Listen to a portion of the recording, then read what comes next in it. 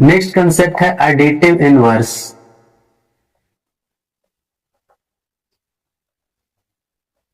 योगात्मक प्रतिलोम।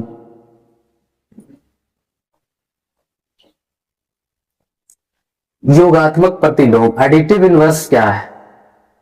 तो किसी संख्या का विपरीत चिन्ह वाला मान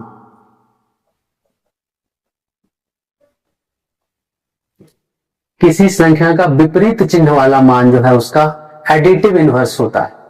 योगात्मक प्रतिलोम इसको ऐसे समझते हैं, जैसे 5 के लिए क्या हो जाएगा, 5 अगर पॉजिटिव में है तो इसका योगात्मक प्रतिलोम क्या हो जाएगा, -5 हो जाएगा। अगर -7 का पूछेगा तो क्या हो जाएगा, 7 हो जाएगा। अगर 26 का पूछ लिया योगात्मक प्रतिलोम तो क्या हो जाएगा, -26 हो जाएगा। एडिटिव इनवर्स इसी को कहते हैं कि संख्या का विपरीत चिन्ह वाला मान। अगर -33 का पूछ लिया तो माइनस में पहले से है तो ये इसका जो है क्या हो जाएगा, प्लस में हो। माइनस को प्लस कर देना है, प्लस को माइनस कर देना है। एडिटिव इनवर्स इसी को कहते हैं, योगात्मक प्रतिलोम। बात समझ में आ गई होगी।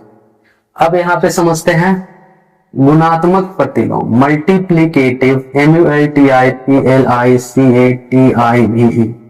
Multiplicative inverse. गुणात्मक प्रतिलोम इसे कहते हैं,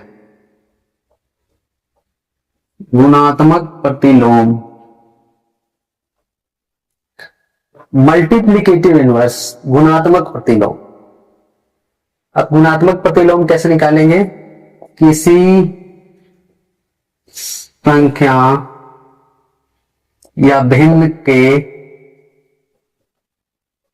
अंश को हर में और हर को अंश में बदल देना।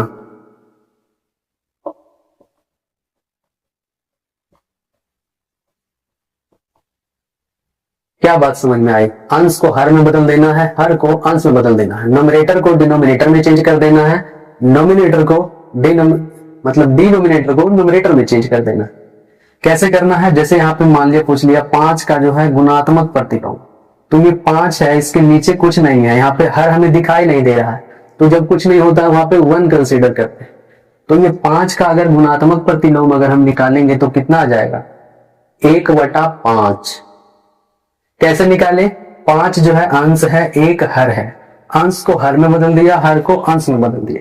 ये हो गया गुणात्मक प्रतिलोम, मल्टीप्लीकेटिव इनवर्स। अगर पूछा 2/3 का, तो यहां पे तो क्लियर दिख रहा है, हर को अंश में बदल देना है, अंश को हर में बदल देना है। तो ये हो गया गुणात्मक प्रतिलोम, मल्टीप्लीकेटिव इनवर्स। अब यहां पे एक चीज समझिए कि इसको एडिटिव इनवर्स और मल्टीप्लीकेटिव इनवर्स क्यों कहा जाता है। इन दोनों को जब जोड़ेंगे 5 और -5 को तो 0 आएगा। इसका मतलब, कहने का मतलब हुआ कि एडिटिव इनवर्स में जोड़ने के बाद 0 आता है, और मल्टीप्लीकेटिव इनवर्स में क्या हो रहा है, जब इन दोनों को गुना करेंगे तो वैल्यू 1 आएगा। किसी संख्या और उसके गुणात्मक प्रतिलोम का गुणनफल क्या होगा, 1, और किसी संख्या और उसके योगात्मक प्रतिलोम का योगफल क्या होगा, 0। ये चीज याद रखनी है। यहां पे कहीं मैं लिख देता हूं अगले डेस्क पे, अगले बोर्ड पे, तो यहां पे आप इसको नोट कर लीजिए।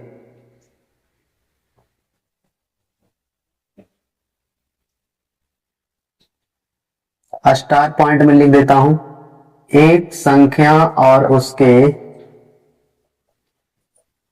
योगात्मक प्रतिलोम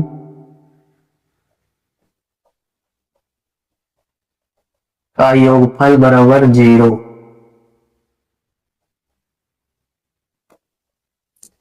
एक संख्या और उसके गुणात्मक प्रतिलोम का गुणनफल क्या हो जाएगा, 1 हो जाएगा। इतना आपको समझ में आ गया होगा। योगात्मक प्रतिलोम मींस एडिटिव इनवर्स और गुणात्मक प्रतिलोम मींस मल्टीप्लिकेटिव इनवर्स। बार बार इंग्लिश तो नहीं लिख सकते, ये डिजिटल बोर्ड तो है नहीं। तो यहाँ पे यही चीज याद रखना है कि एक संख्या और उसके योगात्मक प्रतिलोम का योगफल कितना होगा, 0 होगा, और एक संख्या और उसके गुणात्मक प्रतिलोम का गुणनफल कितना होगा, 1 हो। अब यहाँ पे एक सवाल आता है कि एक संख्या जिसका योगात्मक प्रतिलोम भी वही है जो उसका गुणात्मक प्रतिलोम है,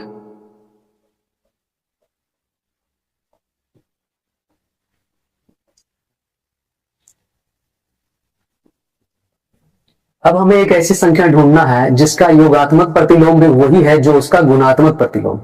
क्या ऐसा संभव है? तो आइए देखते हैं। मान लेते हैं कि जो है कोई संख्या है x, तो इसका जो है एडिटिव इनवर्स क्या होगा, -x होगा, और इसका जो है मल्टीप्लिकेटिव इनवर्स क्या होगा, 1/x होगा। इतना तो आप समझ गए होंगे। एडिटिव इनवर्स यानी योगात्मक प्रतिलोम माइनस चिन्ह लग जाएगा, और मल्टीप्लिकेटिव इनवर्स जो है 1/x हो जाएगा, मतलब गुणात्मक प्रतिलोम। ये गुणात्मक प्रतिलोम 1/x है और योगात्मक प्रतिलोम -x है। अब यहाँ पे इक्वेशन क्या बनेगा, -x is equal to 1/x, इसीलिए x² इज इक्वल टू -1। अब देखिए कि क्या x कोई ऐसी संख्या हो सकती है जिसका स्क्वायर -1 हो, तो स्क्वायर कभी निगेटिव में नहीं हो, यानी ऐसा कोई रियल नंबर नहीं होगा, वास्तविक संख्या नहीं है जिसका योगात्मक प्रतिलोम भी वही है जो उसका गुणात्मक प्रतिलोम। रियल में ऐसी कोई संख्या नहीं है, लेकिन इमेजिनरी में हो सकता है। अब क्योंकि जो है i² इज इक्वल टू -1 आपने पढ़ा होगा 12th में फॉर्मूला, i की जो वैल्यू होती है -1 प्लस अंडर रूट माइनस में 3/2 करके, तो i² इज इक्वल टू -1, तो ये जो है क्या होगा, i बराबर काल्पनिक संख्या। ये 12th का कंसेप्ट था, i² is equal to -1, i को आयोटा बोलते हैं। तो रियल में ऐसा कोई संख्या नहीं है, लेकिन यहाँ पे दिया हुआ नहीं है कि वास्तविक संख्या है कि काल्पनिक संख्या है, तो इमेजिनरी नंबर हो सकता है जिसका एडिटिव इनवर्स भी वही हो और मल्टीप्लिकेटिव इनवर्स भी वही हो। तो ऐसा कोई रियल नंबर एग्जिस्ट नहीं करता है, बट इमेजिनरी नंबर में इसका सॉल्यूशन अवेलेबल है। आई उसका आंसर हो जाएगा, आई एक काल्पनिक संख्या। आज का ये